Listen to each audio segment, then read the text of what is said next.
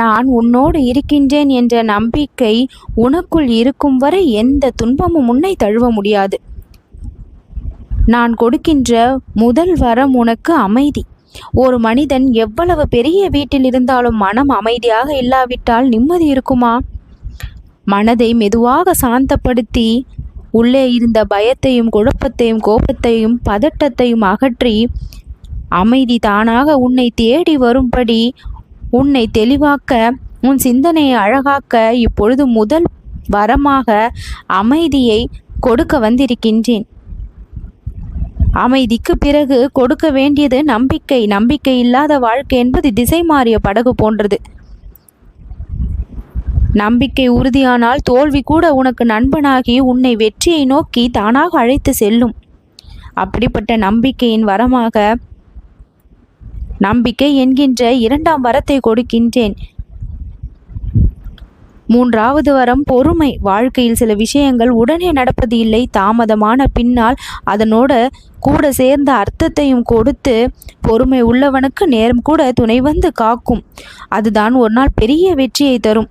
அப்படிப்பட்ட வெற்றியை தரக்கூடிய நீ காத்திருந்ததன் பலன், அந்த பொறுமைக்கு கிடைக்கக்கூடிய பரிசை வரமாக இப்பொழுது நான் உனக்கு கொடுத்திருக்கின்றேன். நன்மை செய்யும் மனதின் வரம். சேவை செய், அதுதான் வழிபாடு என்று இந்த பாபா உனக்கு சொல்கின்றேன். இந்த வரம் உனக்கு இப்பொழுது கிடைத்து விட்டது. மனிதனின் அவலங்கள் மாறி ஆசீர்வாதங்களாக மாறும். நான் இதை மிகவும் மதிக்கின்றேன். சேவையை செய்ய வேண்டும் என்பது ஏனென்றால் மற்றவருக்கு உதவுவது என்பது என்னுடைய அருளை நேரடியாக பெறக்கூடிய வழி. நன்மை செய்கின்ற மனதை நான்காவது வரமாக இன்றைய தினம் உனக்கு கொடுத்திருக்கின்றேன். ஒரு உண்மையான பக்தனுடைய சிந்தனையை நான் மாற்றுகின்றேன். அந்த சிந்தனையின் சுத்தம்தான் இன்று நான் உனக்கு கொடுக்கக்கூடிய ஐந்தாவது வரம்.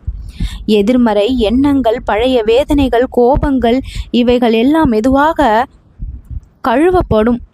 அந்த கழிவு கழிந்தவுடன் மனம் ஒளிமயமாகும். அந்த ஒளிதான் உன் வாழ்க்கையில் வழிகாட்டக்கூடிய அந்த வெளிச்சம். அப்படிப்பட்ட சிந்தனையின் சுத்தத்தை வரமாக ஐந்தாவது வரமாக இன்று நான் உனக்கு கொடுக்கின்றேன். உன்னுடைய செயல்கள் ஒவ்வொன்றும் வெற்றி பெறக்கூடிய வரத்தை இப்பொழுது நான் கொடுக்கின்றேன். வெற்றிக்கான வரம். நீ முன்னால் போ, நான் உன் பின்னால் வருகின்றேன். தடைகளை பயமின்றி நீ கடப்பாய். ஏனென்றால் நீ பாபாவின் கரத்தை பிடித்து நடக்கின்றாய். குணநலன்களினுடைய வரம்தான் ஏழாவது வரம்.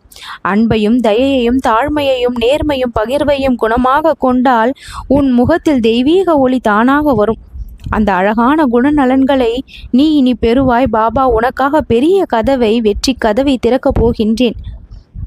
எந்த விருப்பத்தையும் நான் உனக்கு நிராகரிக்கப் போவதில்லை. தகுந்த நேரம் வரும்பொழுது கொடுத்து மகிழ்விப்பேன். என் நேரம் வந்தால் எல்லாம் சரியாகும் என்பது என் வாக்கு. அந்த நேரம் இப்பொழுது வந்திருப்பதால் ஆச்சரியப்படுவாய்.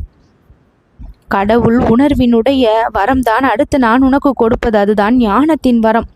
எந்த புத்தகத்திலும் கிடைக்காத அந்த உணர்வு வந்தவுடன் உன்னை பற்றிய எண்ணங்கள், அச்சங்கள், பசிகள் எல்லாம் மாறி அன்பு நிறைந்த ஆனந்தமாக நீ மாறி விடுவாய்.